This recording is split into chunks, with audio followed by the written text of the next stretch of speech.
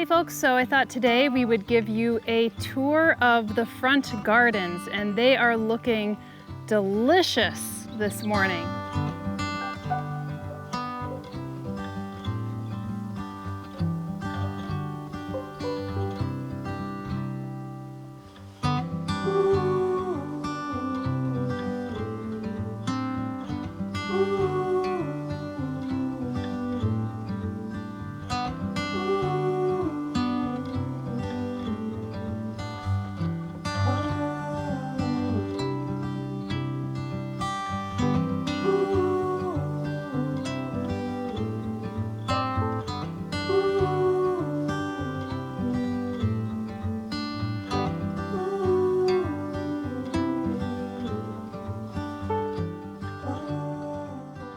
The sun is shining. We just had a pretty torrential rain, fast but torrential rain. So I thought more of my plants would actually be down here.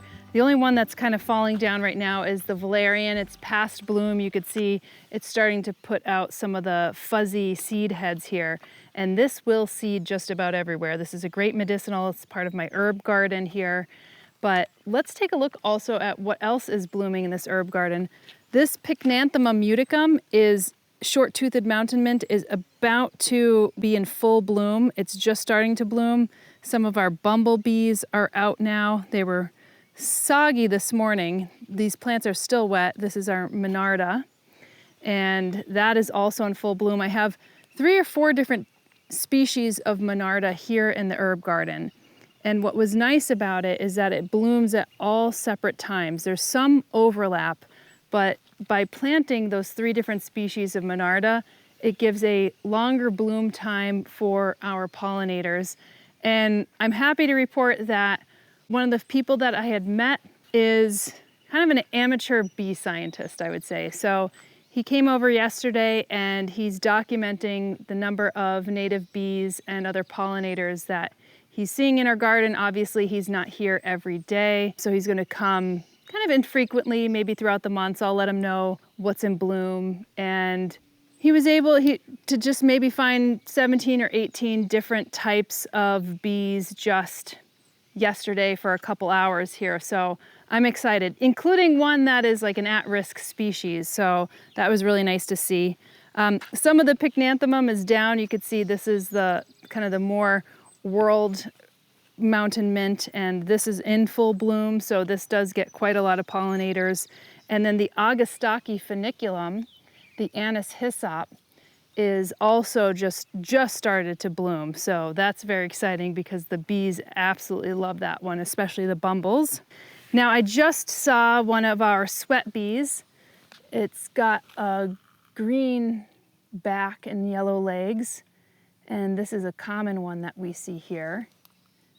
I think that's one of our sweat bees. It might be a different one, but it's on some of the short-statured echinacea, which is a cultivar, but you could see that I have some of our straight species of echinacea as well as some other cultivars. This one is called Pretty Parasols, and I have the Pollinator that's also kind of past bloom. It was one of the earliest ones that bloomed, but you can see the purpurea and the angustifolia are coming up.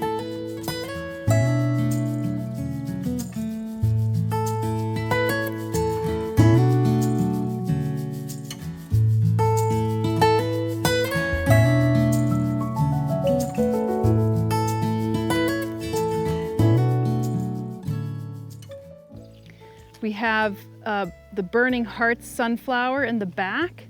Now, obviously, this is not peak bloom. I would say peak bloom in these gardens would be August into maybe September. But one of the cool plants that I absolutely love, definitely one of my top 3 favorite plants, is the liatris. And you could see that it almost looks like it was dip dyed, right? So you have these long, tall spikes that have many, many inflorescences. And you could see here that it blooms from the top down. So it's starting to color up quite nicely. Here is our Physostegia, or obedient plant. So this is just starting to bloom. I'm sure this is going to get quite large. And then here is going to be our Keylone glabra, or a turtle head. We have a pink turtle head. So typically the straight species is creamy white, and the one that I planted in here is kind of a pinkish color. Here is a cultivar of our Liatris spicata. This one is called Kobold, and it has a tendency to be smaller in stature. So the Kobold variety is 2 to 3 feet high, and the normal spicata would be maybe closer to 5 feet. And obviously I'm not shy of having some taller spikes in here. I think this one's the Pycnostachya that has yet to bloom. But again, planting all these different species of Liatris in the same genus, but different species, it allows for longer bloom times, but very similar flower spikes. This one is very exciting. This is one of our specialist pollinator plants. And look at the resin on this. If I touch or squeeze this, my fingers will get really sticky. This is just like a glue. It's called gumweed. Very appropriate for a common name. And this is an excellent medicinal. It's for your respiratory health.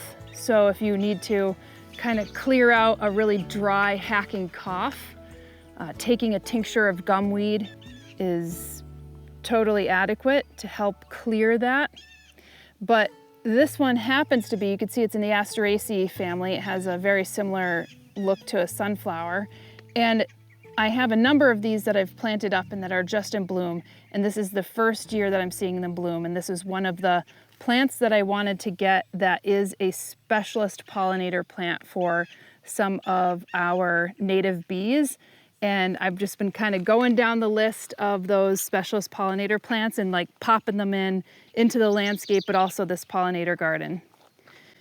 Eutrochium maculatum, or this is Eutrochium baby Joe. So this is one that doesn't get too high. You could say, wow, this is already pretty robust, and it is.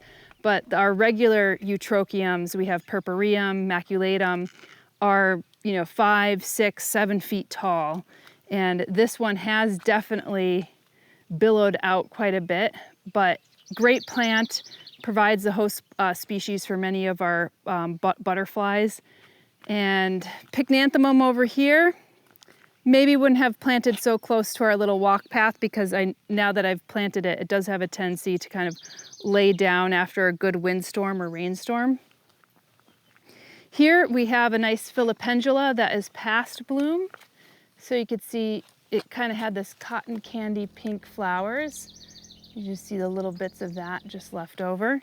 And this one looks like it's getting ready to bloom. And this is one of our anemones, not our native one, but this is called, I believe this is going to be September Charm. So this is getting ready to bloom maybe in late August, early September. Here you can see our thyme, and it's just billowing over into the walk path, which is quite nice. Same with the chamomile, actually right behind your feet, Sonder. You can see that the chamomile has like laid over into the path. But I like that look because it just feels like the path has been here forever.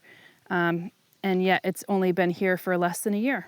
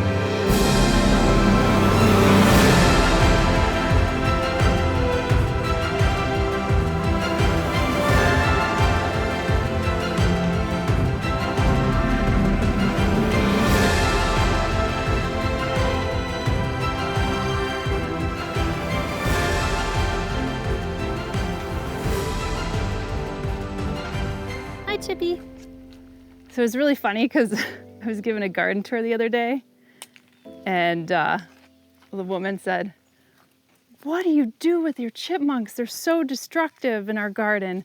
And I said, "This is what I do." I feed them. And I just like pulled peanuts out of my pocket. And I'm like, this is what I do. Yeah, her eyes went really wide. But yeah, our chipmunks do have a tendency to kick up some dirt or like make little holes and bury things. But I like it, and I try to just plant around it. And they plant a lot of like our sunflower seeds and stuff. Even in our garden, in the gazebo garden, they'll dig a hole, and if it's right next to my plant, I'll just move the plant because I know that's where their hole is. So you may remember the shade garden here, and actually just last night, right after the rain, I came through and I cut down some of the taller flower stalks. So I left some here. You could see that this is the geranium samobor, and you could see it kind of looks a little ungainly, like just engangly. I kind of combined two words together. So it has this top, and I usually just come in and clip it off. So that's what I did down here, and just to keep it a little bit more kempt. But I think the shade garden, even though much is not in bloom any longer, looks really beautiful and lush. And again, this is like a place where our chipmunks and our groundhogs kind of move through. So there's some slightly trampled areas, but the plants are pretty resilient in those sections. All right, let's move on.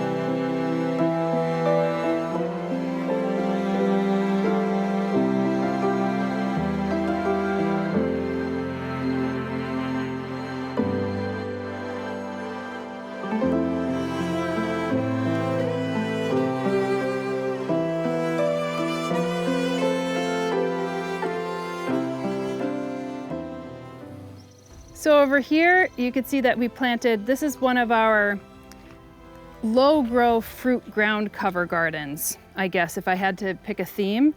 So the concept behind this was to create kind of lower ground covers below the rhododendron PJMs. And I have the rhododendron PJM, and then I have one of our native cultivated varieties of viburnums, which earlier in the year I had mentioned that the leaves looked like that they had been infected. Well, that's pretty much all grown out. It was a really great blossom year and fruit year for the viburnums. So this is called Little Ditty, I think it's called. I do have some taller plants that I've always planted in here that we've always liked. The Verbena bonariensis, which is more of the lollipop verbena. And typically it's planted back there, which you'll see there is one kind of hugging our deck back there. But this one has receded and it's come out further. So that's totally fine. Hi, Chippy.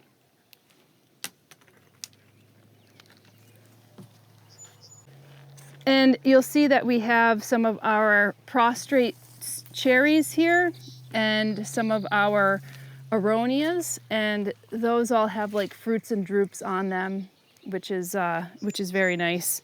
Obviously, a lot of our wildlife passes through here, and they'll like pick off the fruits when they're ripe. A lot of the birds will come in. I saw a lot of the birds this year like taking off our fruits, and I'll be like, oh well, no more cherries for us. Something else in bloom is our potentilla.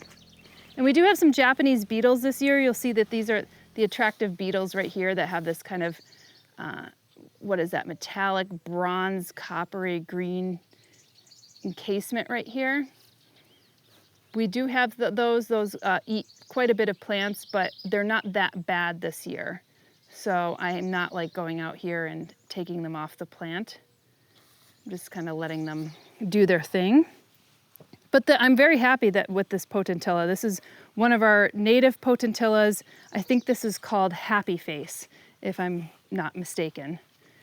And then back here, you could see that some of our other plants have been, oh, look at this bee. Look at how wet it was last night. You could see, looks like he got caught out in the rain. I saw him earlier on this plant just under there. This is our stackies, and it's past bloom, but it was just blooming like a couple weeks ago. And this area in the back has gotten a little bit more wild. Some of our astrantia is no longer in bloom. This has a really beautiful, pretty long-lasting bloom in the early summer months. And then this one is our lobelia, and it's funny because this lobelia was supposed to be pink. It was supposed to be our Starship's pink one, and it turned out to be a little redder than I had projected, or it might have been mislabeled. So that one kind of snuck in here, but normally this wasn't going to be a hot garden. This echinacea as well, I guess it's kind of pink, but to me it looks like orange and red, so kind of didn't really fit in this garden, but I'm having it here anyway. And then this looks like it's just blooming. This is a coreopsis, tiny little one. It's based off of one of our native coreopsis, but it's kind of hiding under this, which is a new plant. I planted this last year, and I already see that it's getting to be a fairly big clump. This is another one of our specialist pollinator plants. It's obviously not in bloom yet, but this is called wing stem, and you could see by the little wings on the stem, that's what I'm guessing it is. And this is our Verbicina alternifolia. So it's going to be a yellow flower. And again, did not project it to be this beefy, but you know, we'll see how it goes. Hummingbird mint, I could see that some of our cultivars here are just starting to get into bloom. Has a lovely smell, one of my favorite mint smells next to Tulsi. And that is looking quite nice. I have a lot of different cultivars in here planted. That's a guara. It's a windflower, they're called. And that will get a little taller. Oh, the house wren went back into that house, interestingly enough. I forgot my stuff. Yeah, it's like, hey, I want to take some of the bed sheets. Because he's in another one now. Yeah, he's in another one. He's in the one on the front of the house, so I thought he moved. Well, that's interesting. Maybe there's another one moving in there. It's a rental. I gotta get it ready for Airbnb. It's Airbnb, Airbud and Bud. That's for Airbud and Bud. This one is a fun plant. I planted a lot more of these because our bumbles just love them. This is a Symphyotrichum ericoides snow flurry. It is a natural deviation from our Symphyotrichum ericoides, which is an aster that is more prostrate, which is pretty cool. And so during the time it's blooming, which is usually late August, early September, the bumblebees just like kind of walk over it, like all excited. So normally you'd see them like on top of flowers, but this one's just flowers covered on the ground. It's a great ground cover. Would be wonderful if it's like cascading over some stones or rocks. Here's some more of that gumweed. So again, you'll see, look at this sticky nature. I'm surprised there's like no insects caught to it, but it's just kind of putting out this like kind of pussy ooze. And when I touch it, it's very marshmallowy. That's what it feels like, as if you put a marshmallow on an open fire. That's definitely what it feels like. You can see the beautiful little Asteraceae flowers. So this one looks like it has been fully pollinated, whereas this one's still yellow in the center and has yet to be pollinated. It's just opening up. Look at these little seed heads, just amazing, right? I love looking at the seed heads because they're just as cool as the flowers. So here we have some Asclepias. It doesn't look like it's fully in bloom yet. This is our incarnata, Asclepias incarnata. And this might be like one of our, I don't know, this could be a goldenrod. I don't really know what this is, so we'll have to see. I mean, there's so many surprises. Now, this is our shrubbery, and you could see that we have quite a bit of shrubs in here and quite a bit of other things that have moved in. Oh, this is one of our monkey flowers. So I mentioned monkey flower in our host plant video. I'm not sure how this moved in here, but I may have planted it in here. I don't remember that. There's a lot of things that have moved in here from the wildscape and also from the Pollinator garden and our herb garden, because I planted no pycnanthemum in here. This is one of our pycnanthemums, or mountain mints.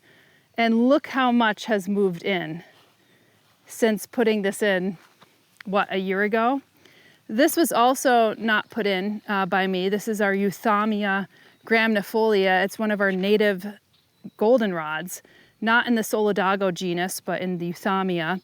And there's another one called Caroliniana that has a very thin grassy leaf. And this was just a small clump, and now look at it. It's really grown out, really loves the soil that we put in here. And I think the only reason why this has not been deer browsed is because it is literally covered by our pycnanthemum and the goldenrod. And this is our native oak leaf hydrangea.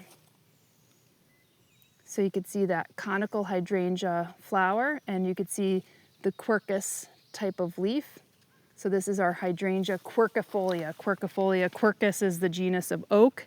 So quercifolia, foliage like an oak. This is another one of our hydrangeas. You can see that this doesn't have a conical top, but has more of an umbel or a flat top. And this one you could see also has been eaten on the sides where it hasn't been protected. So our deer will definitely come in here and like nibble on them if they're not protected. Here's another one of our hydrangeas, and this one had very interesting bees on it the other day. I think when it gets a little sunnier, then we'll have a bit more bee activity. Right now it's a bit overcast. But there's quite a things that have moved in here, like the valerian that I didn't plant, that I have to decide whether I'm gonna take them out or leave them in. But I've kind of come to terms with the fact that this shrubbery, I'm okay with it being a bit more wild-scaped. Like, I just have to figure out what spectrum of okay I am with that. But I see a lot of asters have moved in here. I didn't plant those, and I absolutely love them, especially this one. This one looks like my Lady in Black, which is one of my favorite pollinator plants. And then here is little ilexes. So this is, I think this is the Bob Rapeli. This is the male version of our inkberry, which we need a male and a female because they're dioecious. They have male and female on different plants, and so you have to have that in order to produce fruits. Let's actually come back this way. I see some deer browse on this viburnum, but they didn't get to the tops of it. That's okay because that one's quite big. I didn't mention this, our sneezeweed is just coming in, and you can see how fun they have, almost like a thimble inflorescence. The time between the stepping stones is just past bloom. You can see some chamomile has moved in here, even a little fennel. So quite a lot of cool things growing. So you can see how our sedum bowl has come out. This one's got dug out a little bit. Let me just pop this back in because this does get utilized a lot by our chipmunks and our birds. Also, we had a pretty windy day, so I'm not gonna blame them totally. And then this is how our pollinator planting has turned out. So you can see that the liatris has just started to bloom. Nothing else is blooming quite yet, but it's not a bad turnout. Now this is one of our kind of, I would say, purple gardens. So what I saw here is that there wasn't much herbaceous perennials planted between this rhododendron PJM or this Cornus cusa. And so I went in here and planted a lot of lavenders and a lot of nepetas, which are catmints. And our wild strawberries have moved in along the stepping stones, which I'm totally fine with. And you could see this is a really late blooming lilac. Look at how it's blooming late. I cannot remember the cultivated name of this, but that is just starting to bloom because some of our lilacs are blooming earlier, like in early June, and now this is mid-July. And this is kind of a darker shade than the one that was blooming earlier. Gosh, it feels like it's about to rain again, right? Well, let's quickly move on. So this is a garden we have yet to finish. This has a lot of our Virginia bluebells, Mertensia virginicas, that have been planted in here, but now the ones that you see that are here are the plumbagos. So these are ceratostigma plumbagos, which are really nice, beautiful blue flowers. And here you'll see our snowberry, which happens to be a shrub that is a host plant for our snowberry clearwing and our hummingbird hawk moths as well, hummingbird moths. And this one is a great pollinator plant. It almost has little dainty flowers like a vaccinium. And hi, Tippy.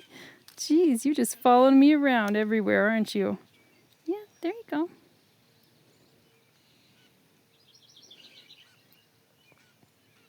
Okay. So this one is just past bloom, and it gets these really beautiful pink, I guess they're berries off of it, which is why it's called snowberry, white and pink. You have different cultivars. So we are leaving our grass pretty high. We normally would have cut it back by this time, but because we have a couple garden tours coming in, we only cut one lawn just to kind of give people a taste of what it may look like when you leave your lawn high. The timing just didn't work out. Like we missed kind of that window where we'd normally cut it. We just got busy with the renovations. So we said, you know what, let's make it high. Let's make it high. Let's leave it high for the garden tours, which are coming up this week. And then after that, once we get a dry day, we'll go in and we'll mow it. But we'll typically mow it in like late June, early July. Now it's mid-July when we're filming this. And then we cut it again back in like September, October. It really just depends on the weather and what kind of weather we have.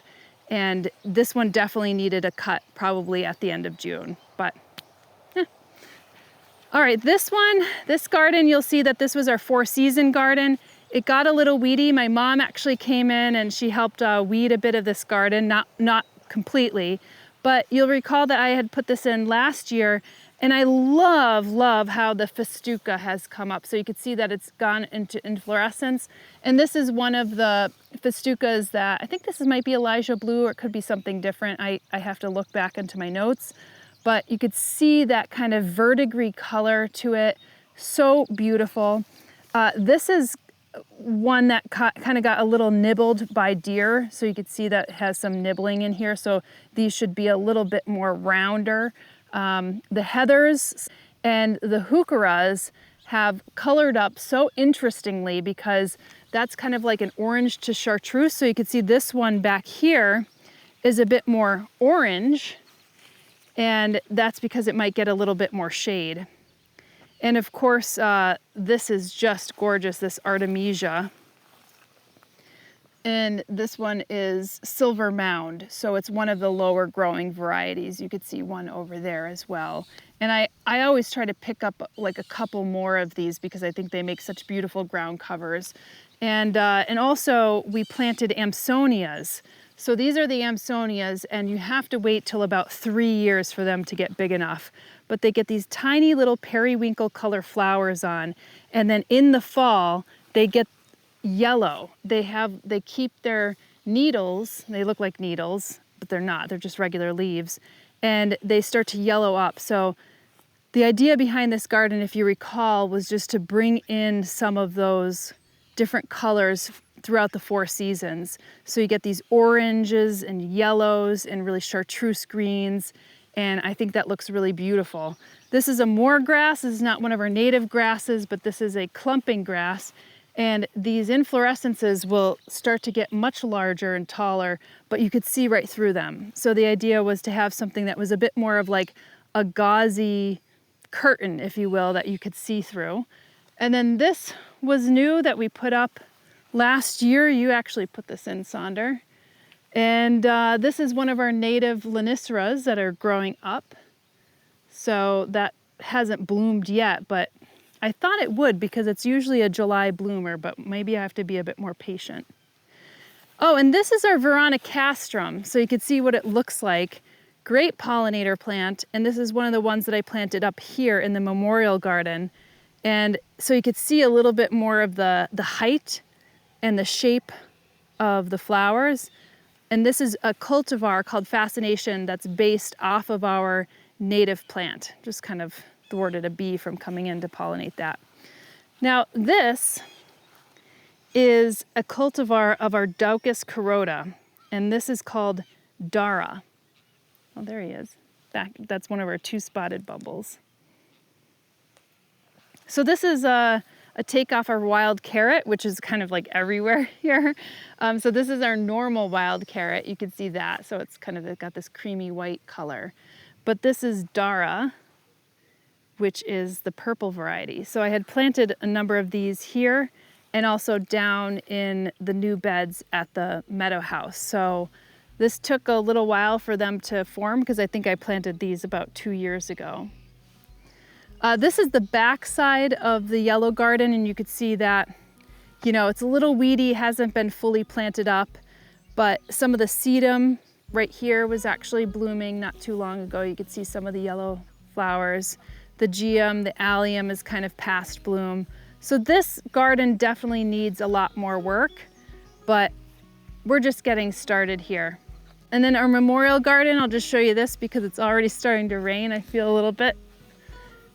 And our memorial garden is also quite a little weedy, but you could see our achillea, our cottonache over there, some of our weigela right here, which has beautiful red foliage. This is some of our irises growing really low.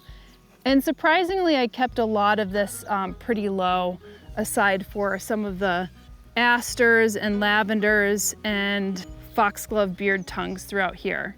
And then as you get over here, it gets weedier and weedier. So I've not really tackled this side of the garden yet, or the back side. So that's going to be another project that we probably punt to another time. But this is how the front gardens are looking. I think we'll probably start closing down our windows because I think we're going to get another storm in. But thank you so much for enjoying this day with us, and hopefully we'll have more reports as the gardens unfold here. We'll keep plugging away at this garden and others here at Flock as the seasons unfold. And if you stay tuned, you'll get a look at our big barn renovation. And we'd like to extend a special thanks to our subscribers and also our members here at Flock who help support the channel. To find out more, go to our main page and click the join button. We'll see you in another episode.